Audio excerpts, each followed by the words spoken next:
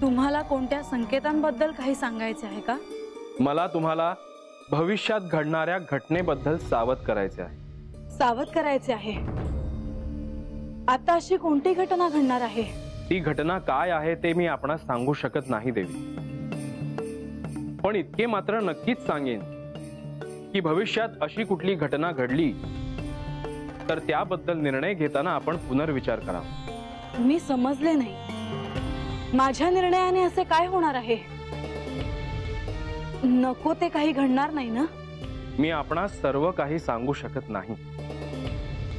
मला माझ्या मर्यादांचे भान आहे, पण आपण मात्र एखादा निर्णय सर्वतोपरी विचार करूनच घ्यावा, कारण असा घेतलेला निर्णयच तुमच्यासाठी योग्य ठरेल.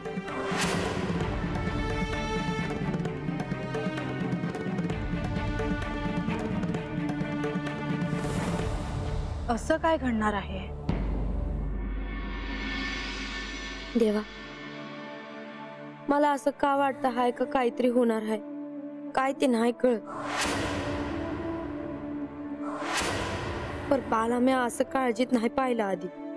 त्याच्या मनात काय आहे ते मी तुम्हाला सांगितलं, पर जे त्याला वाटतं ते मला नाही वाटत. देवा, मी सुखी आहे तुमच्या पायाशी. मला खरंच अजून काय बी नग.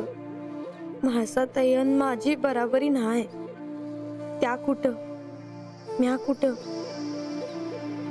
तुम्हासनी समजा ठाव आहे.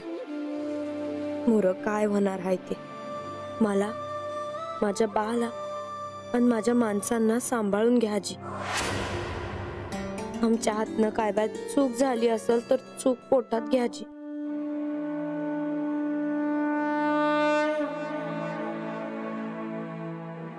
मी देवघरात प्रत्यक्ष तुमच्या समोर बसले आहे. या पवित्र क्षणी स्थळी मला माझ्या मुखातून असे काहीही पडू द्यायचे नाही ज्यामुळे इथे पावित्र्य भंग होईल.